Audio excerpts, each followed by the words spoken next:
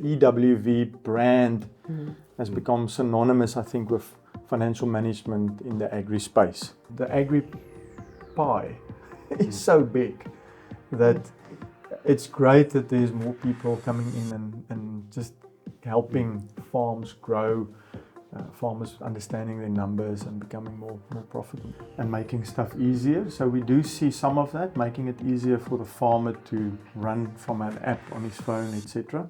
But we've partnered now with a financier who's got an agri fund.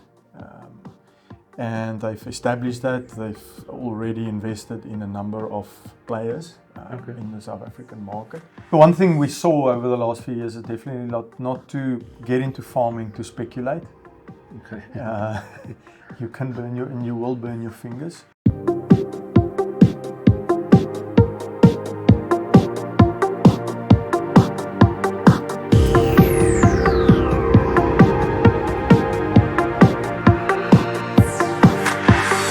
Well, thank you again for having us.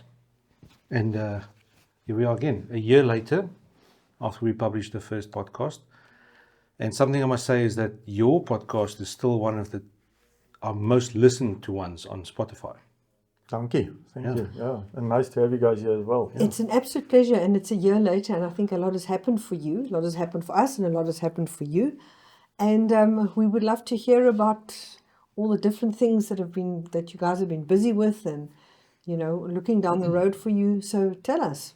And I think before you go there, just for those that didn't listen to the first one, which I will link back here, is just give just a brief elevator pitch of who you are, what you do, yes, and what kind of services that you do.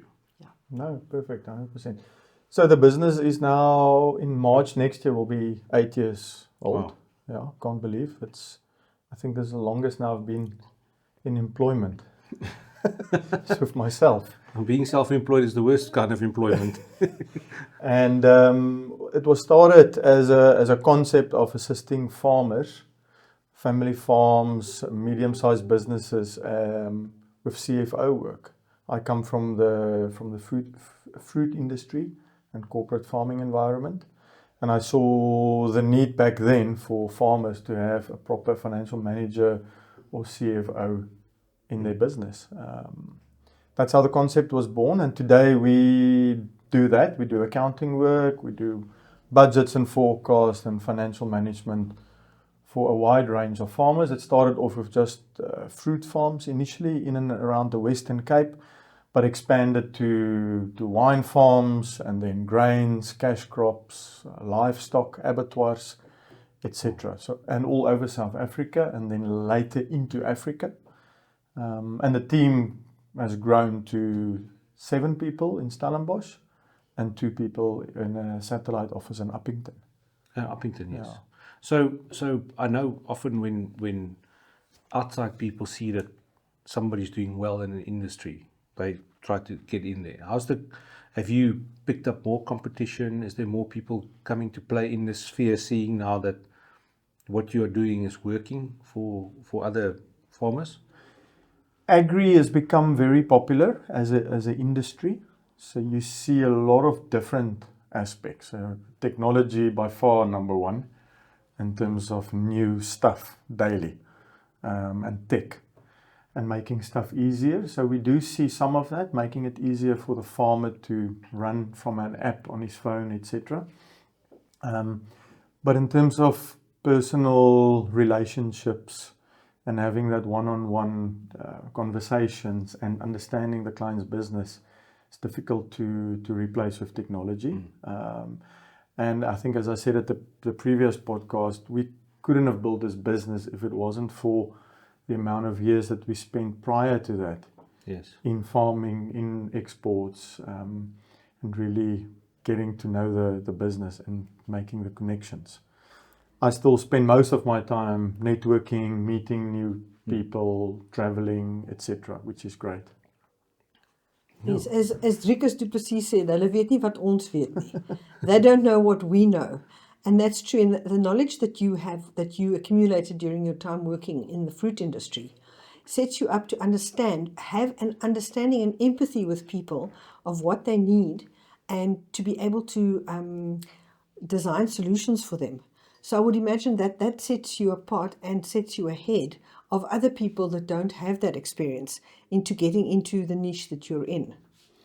Yeah, absolutely. It helped a lot to form that basis of network and knowing how does fruit move from farm to overseas markets and knowing what's happening. So you got to keep your pencil sharp in terms of what's happening this upcoming season across industries. Yeah. That you can talk relevant and have relevant discussions with people. Especially if there's an issue where you can then help the guy better. And if he says, well, listen, I can't pay my account at the co-op this month, which is a stupid example, but then you can motivate why. Whereas if he goes to his normal accountant, the guy might not be aware of what actually happened Yes. in the market or is happening in the market. Yeah. So we're quite close to our clients and industry on a monthly basis to know what's happening. I guess the challenge and what we do is it's not a product that you buy off the shelf and you implement it. It's not a software. you tool can't per give a se. thumbs up price. Yeah, exactly. and the solutions are really customized exactly to. So although there's a broad perspective on agri, what we do for clients is really tailor-made according to their needs. So how would you design your things for a new client? How would you set things up? Obviously, you get a phone call. We all get those phone calls, and you're hopeful, this is a potentially new client. Then you would obviously have a meeting with them and see what their needs are, and then take it from there. It is really important to physically be at the client's premise and knowing and understanding and learn that farm. We've done a few new contacts of clients virtually, which is showing the virtual methodology is working, but it's still very cold and not my preference. So I'd like to fly up, visit the farmer, talk through the numbers, but really understand all the components of the business. And many times it's not just a citrus farm. There's components to it. Yeah. Whether it's also a bit of cash crops, lucerne, soya or maize, or a livestock component. Especially with the farmers up country. Yeah. In the Western Cape, Western Cape as well. If you go out, they've not diversified as much. Not as much, but if you go Piketberg up the west coast, you'll typically find combination, and it's mostly because of cash flow. That there's maybe a permanent crop like a citrus farm or table grapes, but there's also a bit of lucerne or maize or grains or whatever.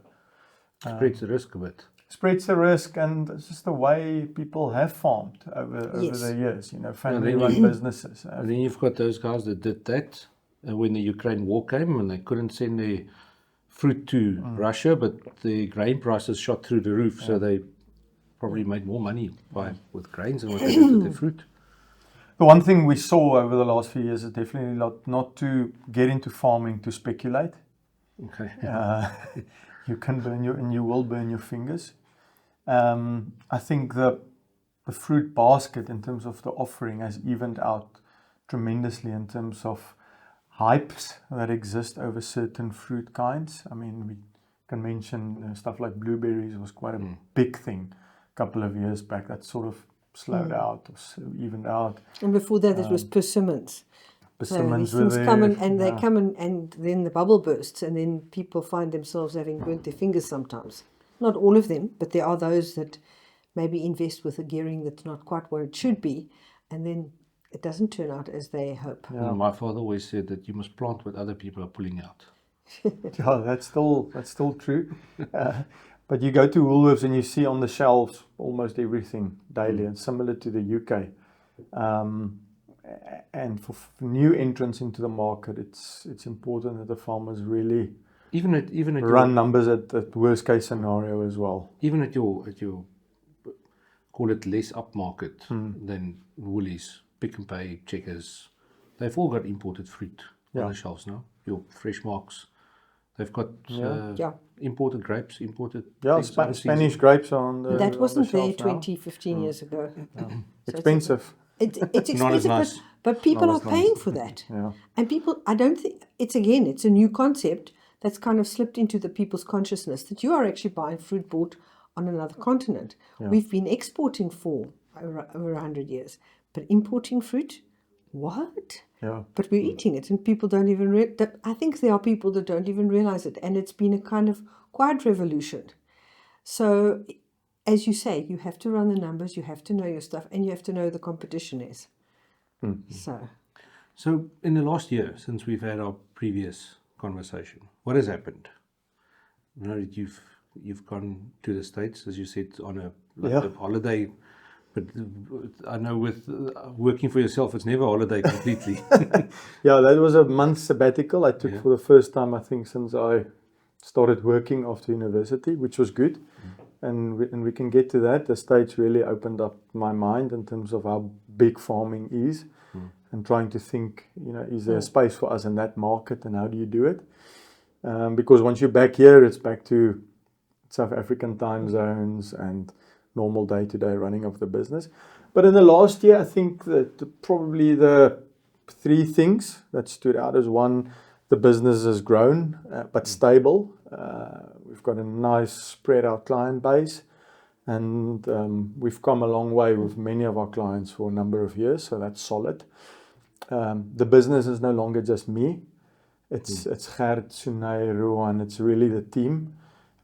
As we're sitting here talking now, there's meetings happening in the office with clients in Johannesburg. Rohan has landed in Swaziland today, where he's visiting a client. Eswatini. I prefer Swaziland. Political correct. And Sunay is visiting a farm in the Dorans. So the business is going forward. The EWV brand has become synonymous, I think, with financial management in the agri space. And it's no longer Earle's one-man show. Yeah. Which is great. So, and I wanted to do that. And the trip to the US was also a test to see if they can run with that. Yes. And they did it with flying colours. I felt a bit redundant when I came back, which they say is a good thing. And then I start digging again and see what's next steps. That's the one part. We've picked up some clients in the northern part of South Africa, Limpopo province, Mpumalanga, which is great. That's an area which I specifically didn't want to enter too soon, just because it's so big. And it's so far. It's so far. So to travel from Komati to Nelspruit to Hoedspruit to Tsenin, it's not a quick Northern Cape trip up and down. You need time. Yes. But love those guys, love those farmers. They just do everything also on a bigger scale, and they think big. And it proves what we're doing here is working, over the last year for a couple of those guys. So we will continue to expand on the consulting services in those areas. I remember last time we spoke, you mentioned that's in the future plans. Yeah. Is to open up a satellite branch in Nelspruit. Yeah. So we're still wondering about the idea of having actually a physical office, or do we just travel from here? And the fact that the plane tickets there has become like half the price of what it used to be, it's a lot more affordable to do that. Yeah, so you can get on the plane here, fly to Hoedspruit. Me and Gert took the liberty of driving through Kruger instead of through Bosbokrand the other day. We saw the Big Five in 5 hours. On your way? On our way down to transit. Komati to the next client. We saw the Big Five, and it was a good trip. That's clever. It's a lot safer. So I'm only doing that trip going forward. And then lastly is on the funding side. We've progressed significantly. I think last time we spoke a bit about it in terms of the need for equity investors, for proper funding for farmers. We still see it as a challenge in South Africa. But we've partnered now with a financier who's got an agri fund. And they've established that. They've already invested in a number of players in the South African market. Are you allowed to mention who? No, I won't mention who, but they diverse in terms of citrus and nuts, vertical farming, blueberries, so they're quite progressive. Our role is to provide pipeline, so new investment opportunities that comes across our desk, we will take to them. So how does that work? So I'm a grower, I'm a breeder, I'm a whatever. How do I get access to that funding, and how does it work? Yeah. You don't have to give me like the ultimate. How does the payment terms work? How does getting actual funding from somebody else work in terms of my business? How? Yeah. No, so in short, I mean, the funders still got their rules in terms of, is the guy solid? Who's running the farm? Is he a good jockey? Do they want to invest in this business? Let's say green pepper business. Green pepper. They have to evaluate their risk. Yeah. Do they want to go into the newest niche of products, or are they going to take the normal fruit basket? So they've got their rules, and they obviously registered with all the regulatory bodies, FSB, etc. A typical farmer can approach us, and we do the pre-vetting work, build a financial model, prepare everything for the business case, with which is a direct engagement with the producer. And if the numbers look like it can work, then we will take it to the investor/financier. Or if he's got an existing budget plan which someone did already for him or by himself, we will look at that and do a light due diligence on it. So take those opportunities to the investor. So then the investors, do they actually take a part of that business, or do they simply lend it as like what a bank would have done? Combination, which is nice in this case, is that they do take up equity, specifically for expansion, for growing. And that's where we wanted to go a year ago. We said it was not just to refinance existing debt, but to also help family farms grow where they've got water rights which they haven't used. They need to build pack house, cold storage, etc. But they also do financing. Obviously, there they would compete with all your existing financiers, banks, etc. Yes. So the terms need to work for both the farmer as well as the as well as the financier. So if somebody like that in my green pepper business, and he invests in that, and he takes a 30% equity or whatever percentage it is, do they get actively involved in it, or do they just say, I've got 30%, you do the job?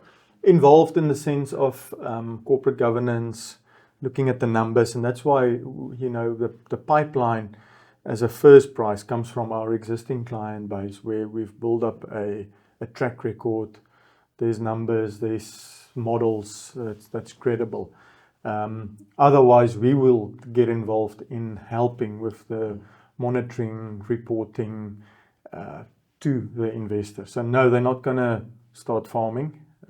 They do what they do well. Now, the jockey needs to run his farm, and we'll do the financial stuff. Now, why I'm asking is because I like to watch Dragon's Den and stuff like that, and it's all good and well to give away 20 or 30 or 40% of your business, but apart from the money, how does he support the business going forward? Yeah. No, so I mean, once you team up with a corporate company, investor, etc., there's definitely some value add that they bring to the table. And that's what we also said from day one, is we want to bring in a certain amount of discipline into a normal family run farming situation, in terms of this is when we do the numbers, there's monthly management accounts, there's reporting. The farmer or the jockey doesn't need to worry about that. We will enforce those disciplines and governance, etc., so that the business can run as a business and not just as a farm. But can it also be that in, let's say, you guys, and with the background that you've got, you can see, okay, right, this guy's got an issue with his crop protection specialist, that he's not doing the right job on his, let's say, his soil analysis or whatever the story is.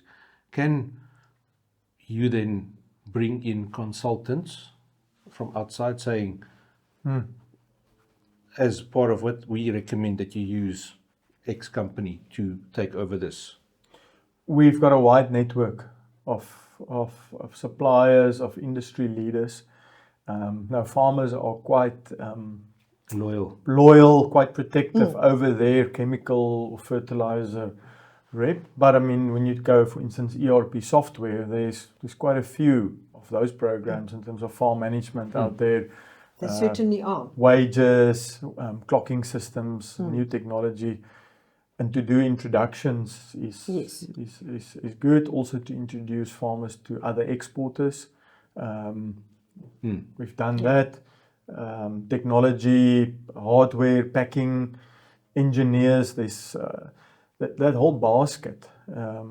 Even auditors and accounting firms, where we don't want to take up a piece of work because we really feel that belongs to a specific accounting firm, but we will do the reporting function or the financial management function. So, and you asked a question earlier about competition. The agri pie is so big that it's great that there's more people coming in and just helping farms grow, farmers understanding their numbers and becoming more profitable. There's no way we can serve the entire South African continent in terms of what we do. You mentioned something that I wanted to connect with now. When we last spoke to you, you also said about wanting to expand further into Southern Africa and open up Africa for opportunities for yourselves. How's that gone? Yeah, no, very, very well. I think that's quite... We were in Namibia last week, myself and Gert, and the client is looking at a citrus operation that he wants to establish, but the existing business is something new, which is fishing. Well, new for us. Luckily, I've got some fishing knowledge from many years ago when I was with KPMG. I also like fishing. So you run through a vessel, tons of fish into a factory and outputs. There's a lot of similarities. It's not holiday fishing. It's not holiday. Commercial It's not fly fishing. Like I know you like. It involves a net, not a line. And we're helping them with a financial model. Okay. To look at for a new operation. That's interesting that somebody from the fishing industry would be interested in establishing. And I mean, you get aquaculture. So we've also been involved in some kelp. One of the new kelp businesses, engaging some thoughts that's getting quite big. And that's Namibia. Rowan is in Eswatini, as we said today. He's looking at sugarcane, banana, citrus. So we've really become accustomed with Africa and the needs. Many times the investors are foreign. And what's great then is we, again, bridge that gap between foreign investor, and local knowledge, farm in Africa, and what's needed in between in terms of financial models, due diligence work, and reporting to the guys on the other side of the world. That's something I saw a post yesterday by one of the leading banks on LinkedIn about how they are seeing a lot of international people being interested in Africa. But it's Africa is an interesting place. You need to know how it works on it. You can't just rock up here with your fancy suits and your money. Yeah. It will disappear very quickly. Yeah. No, it's still in terms of our terms of reference also. And you have to keep your eye on the ball because things change fast. Yes.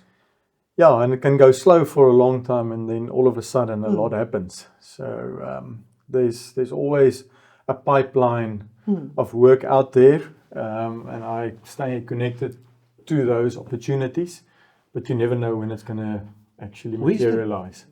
From the international people that you deal with, that's looking at Southern Africa or Africa, what are they interested in?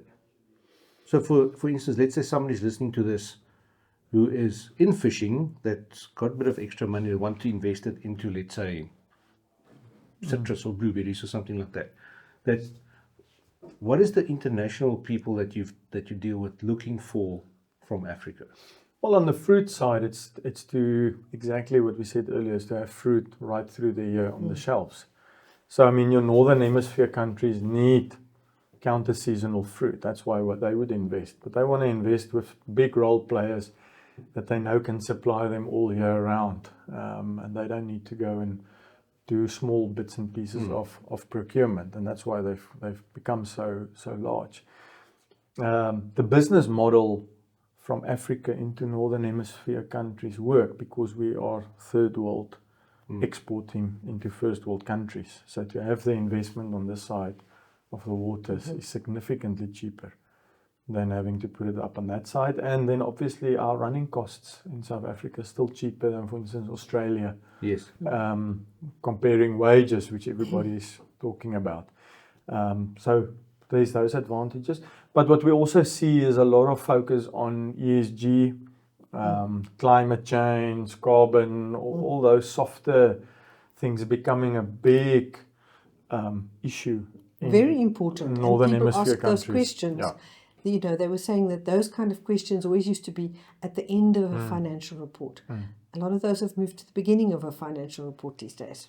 So that focus and having to report and having to actually proactively invest money for those pockets of or aspects has become quite important. So Yeah, those things are not something you can do afterwards. You must either do that ahead of your initial thing, or it must run alongside. Yeah. So the whole space, I mean, in the US, the theme of regenerative farming and carbon and climate, protecting forests, rivers, water, that's become huge. And you will not believe the amount of funding that's available from investors to look after that, expecting a smaller return than just a pure equity player who's in it for the money. So that there we're still far behind. From the South Africans in the South African context. Do you think there's scope for our growers to tap into that market? Yeah, absolutely. I mean, I'll take an example. We've got a grower who's converted his raisin farm to pure organic. It took him 3 years to do that. And this past season is the season where you can now see the difference because of the demand, the quality, the footprint. It's pure organic, and his pricing was very good. Interestingly, I looked into raisins a while ago, and you know that COVID launched raisins in a massive way because people were looking for sweet, healthy, pop in your mouth kind of snacks, and also they were at home baking during COVID time. So suddenly, you would never think it, but COVID actually catapulted the raisin price upward. And I mean, I would imagine it must still be riding that wave to some extent. So you just never know what's going to come across your path. Yeah. So interesting to hear. And I would imagine the people that are interested in those things are also interested in organic stuff. So yeah, exactly. You know, so once you've established yourself as a jockey that can farm, to move on to the next step, which is more traceability, organic, etc., you will definitely create interest from potentially other investors overseas. And I think at a certain point, the market will always dominate what they need. So, you know, if the housewife in Marks and Spencer's demands X in terms of what she sees, then that will play out. And you see a lot also happening in the packaging industry. yes, I saw yesterday in Woolworths 4 apples in a carton holder. Compostable, probably. Yeah. It'll be interesting to see how the packaging develops. that's a and where very that's interesting one because everybody wants it, but who's going to pay for it? Yeah. And Yeah. that's the difficult thing is that a lot of research and stuff can go into that, but invariably that compostable packaging is more expensive than the plastic, and somebody has got to take the bucks out of their pocket to pay for that, and unfortunately, it's probably going to end up being the consumer, because where else can it come from? Yeah. So it's an interesting thing. I have a question for you. We are lucky in our business in the media to be able to walk into people that are involved in various industries, and that allows you to see trends. When you go to the apple people, the pear people, the citrus people, the grape people, and so on, and you see similar things that cross all these different commodities, you see trends. You are in a similar space in that you service people in various commodities in the agricultural sector. Are you picking up on any particular trends? You mentioned the packaging, but is there anything else that you could comment on? I think in terms of the fruit basket again, that's sort of stabilized, but the cultivars are continuing to grow and new cultivars. But also, take table grapes for instance, that's also flattened out a bit. There was a big hype 7 to 10 years ago with all the latest, nicest smells. I mean, your cotton candies and those things were, and a lot of experimental grapes came out. But the consumer also, at some point, he wants to know what he pays for, what he's getting, and that's about it. Yeah.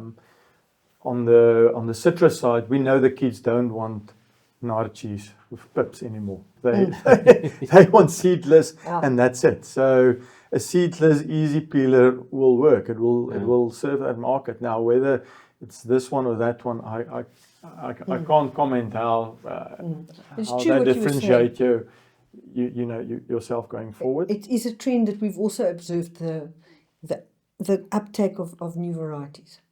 In terms of the trends, can I just... Yes, please carry on. Yeah, on the trends, I think, as I said earlier, you saw avos become daily part of our lives, which is great. I think there's more producers, but the big hype is flattened out. The same with blueberries. Kiwis is new. There's a lot of kiwi cultivars out there. And I'm sure I'll be shot by a lot of the cultivar guys today. We're not mentioning names. But we don't see in the space that we deal with as much of new farmers, guys that's never farmed before, trying to farm a cultivar or a fruit kind that's not worked. I think the barrier to entry is quite high. So you're saying there's not a lot of established farmers dabbling in new stuff, or a lot of new farmers dabbling new stuff, and we saw that. You were 5-6 years ago. Investors, guys who's made money, moving down from Joburg to try and farm blueberries, as an example. I can't tell you how many business cases came across our desk to do that. Well, this is the latest thing, so we're going to be making so much per hectare. That sort of quieted down. Yeah. The guys who's established, they know what they do. Yeah, they need to go make funds again for the ones they lost. Yeah. They know what they do, and they are careful in terms of how to invest and what works and what doesn't work. So there's for me a lot more thinking, a lot more thought than just, I'm going to get into farming to, in a year or two's time, exit and make a lot of money. You know the saying, yeah? How do you make millions from farming? You start with billions. If you don't know, it can happen very quickly. But for me, that's a good thing. I also don't want to see a client or taking on a client, obviously. And then a year or two later, he's down and out. It's uitgeboer. We don't want that. But there's a lot of interesting things that we are hearing whispers on the wind. We haven't seen it yet. We haven't experienced it. Stuff like passion fruit and weird things that is all of a sudden popping up all over the place. But yeah, we'll still see them. I'm sure of it. You always have that. And I think what's important, I mean, you take something like lychees, for instance. We looked at lychees earlier this year. And what I quickly realized is that there's not a lot of information out there in terms of research, and that's publicly available. When do you buy a lychee?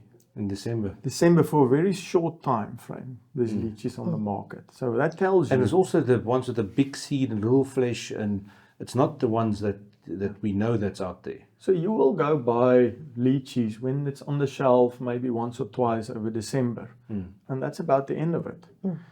So that also tells you, if you want to get into that farming, you really need to know what you're doing, because your time frame is short, pricing, volatility, etc. But then I also know that lychee farmers made a big inroads into the States. Okay, didn't know that.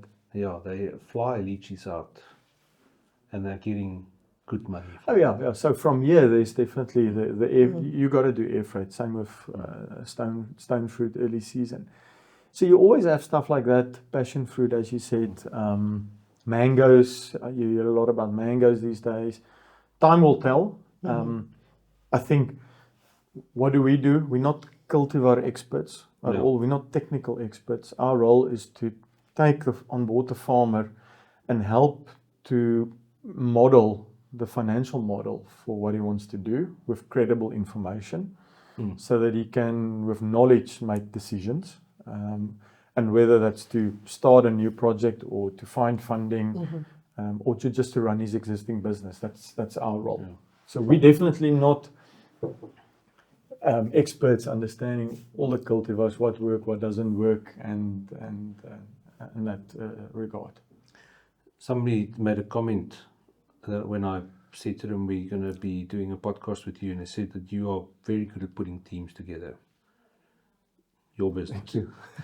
And they said, I must ask you the question is, what do you see as the ultimate team to be put together to run an agribusiness in terms of finances, management on the farm, those kind of things? Is there something that you would see as a dream team, as an ideal, if somebody can put this together, you know they will be doing well?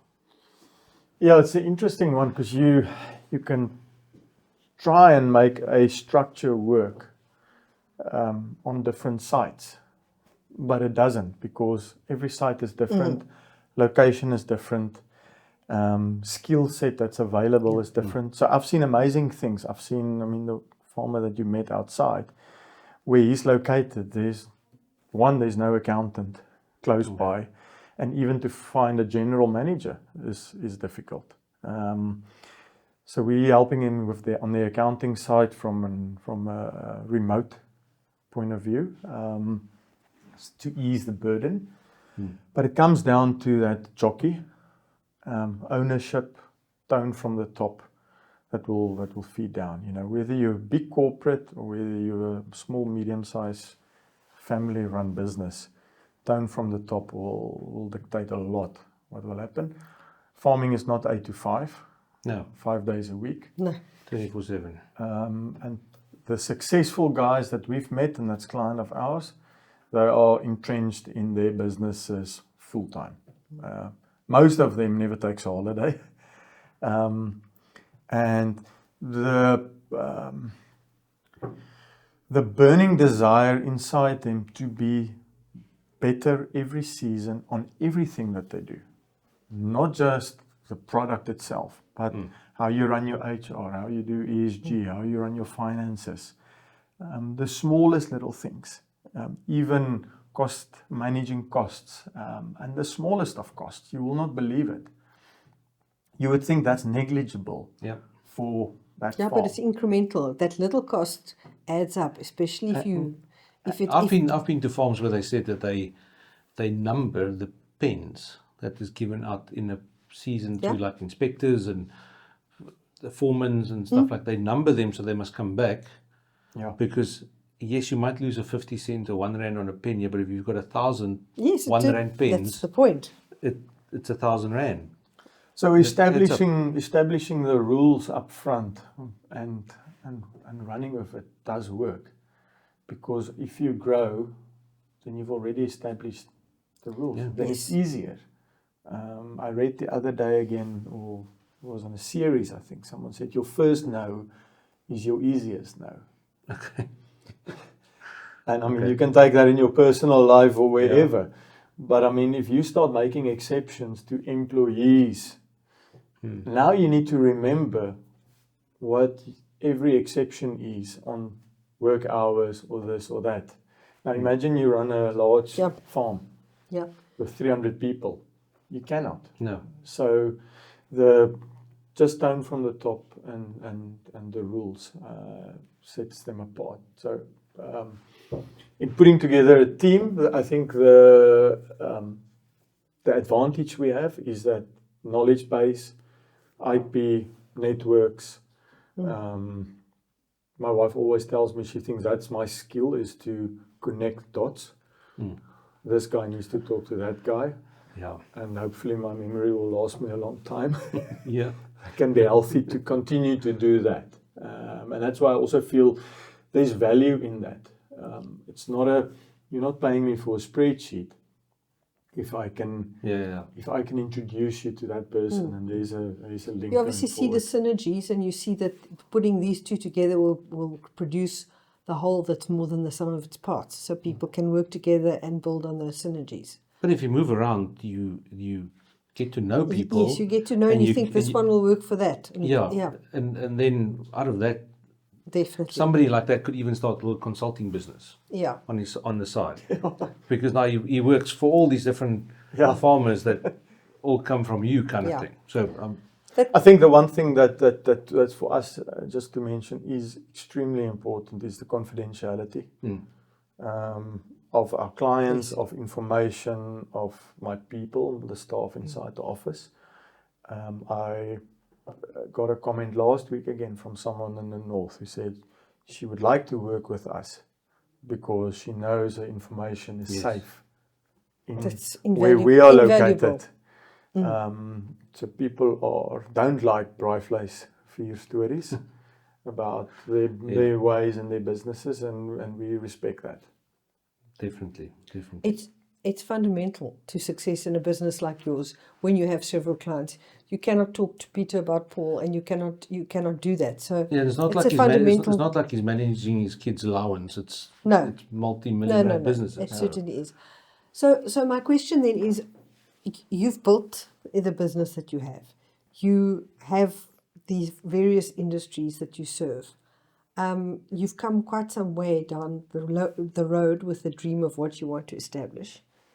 What do you see when you look down the road into the future? What are your goals, and where do you see yourself going with this? It's a nice question. It's a good one, because after 8 years you also say, so what's next? And sometimes you need to just say what you've established you want to protect. And that's number one, is that we keep servicing our existing clients. We don't want to jeopardize that. We want to continue growing. So yes, Africa for sure is close by, and it's we know we can service that industry. The US is something I'm exploring at the moment. That is difficult, but that gap also exists. So potentially we will spend some more time seeing what opportunities are there. The dartboard is just a little bit bigger than South Africa. So where do you start? That's for sure. But I suppose the US, Australia, South America, all of them have got similar opportunities. Similar opportunities. So I think that would be great if one can start doing what we do in those markets, but how it will work with time zones and understanding the town and how it works, that we will see as we go along. Definitely to make the business valuable to the employees, that they feel a sense of belonging. There's already ownership structures in place, and I want them to take it. So they are my right hand and left hand. People inside the office, and I want them to see it as a part of who they are, and the sky's the limit. We can continue to grow, so that it can also be a long-term strategy and career for the team inside. I've got another question just to step it back a little bit. To join up with what you said about the raisin farmer that went completely organic. So he took the bet, did it for 3 years, and now he's reaping the rewards. Do you see in your clients people that have gone from the traditional as much volume as possible to say, right now guys, growing more costs us more and we're getting less, to guys that's gone to let's focus on quality. Instead of packing 10,000 boxes per hectare, let's focus on packing 4,000, the best. Do you have guys like that? Where you've seen it in black and white in the figures? Absolutely, because at the end of the day, you can work out your cost per carton, and chasing volume incurs wages, incurs packaging costs, incurs all your freight, your CIF chain. And if the price is not there because of poor quality, etc., you'll immediately see that on your total cost per carton and your bottom line. So we've seen that, where that decision is made that we know we can harvest 8,000 cartons per hectare Yes. from the stable grape farm, but we're going to stick to 6,000. That's all 100% ready for export. Yes. And the numbers make sense instead of taking that risk. Exactly. It depends on the jockey and buying into the numbers, because the guys also like to brag about That was one of my next comment was this is the volume number. But Yeah. what's the bottom line number at Exactly. the end of the day? What's your EBITDA per hectare? You can Yeah. grow yourself into trouble. So yeah, no, but I've seen it. Yeah, there was comments that was made when it was a couple of seasons ago, said that the more that you pack, the less money you made. Yes, this is something that you come across. Yeah. The last thing you want is fruit to be dumped in the Yeah, northern exactly. hemisphere, Then because it- that you make- bill coming back to the Yes. grower is, You must still pay for your packaging, you must pay for your freight, you must pay for your cooling Yeah. to get it there, and and then the dumping cost on that side. I've Yeah. seen citrus being dumped in the Far East, no, and that you don't want to get that bill. No. sure, crazy. I think we can. You ready with our final You've got the wrap-up questions. You've got the questions from Okay. the last one. Then you have to give me a moment because I need to find it. So the question is, what crisis or crises in your career was the best learning experience? Sure. Something that happened that you learned out of, I would imagine. We've all had those days. You don't have to mention names. It definitely goes along with appointing people and you don't follow your process because you're under pressure. Okay. So if you've got a certain way in doing stuff, this is your rules. So let's take that as an example. For appointments, I'm going to work with a number of recruiters. I do X amount of interviews. And this is our process that we follow. And then the team inside the office will also meet this person who's on the short list. And that's the process we follow. Being put under pressure, not following your rules in the way you do it, gut feel is good. But there's also the methodology does work. That's why I've learned something. To say, relax. Nothing can be that urgent. Go through your motions because you've established that, and trust the system. That's a very good answer. So that is, yeah. And at the We've- end of the day, that will cost you more by being put under pressure. Make a quick decision. Because you make mistakes when you rush. Because you Yeah. can make a mistake. Well, thank you very, very much. It was very interesting chatting to you again, and I think there's a huge need out there for your skill set and your knowledge, and we wish you the very best of luck. Yeah. And thanks for coming to chat to us again. Yes. No, likewise. It's great to see what you guys are doing. It's nice to watch the podcast now these days. Yes. And to see how Lucentlands has also grown and establishing themselves. And I can say the pitch deck that you guys designed for us for the overseas markets was very well received. So I look Thank forward you. to a long-term relationship in that regard as well. Thank you. Fantastic. Thank you. Cool. Thank you.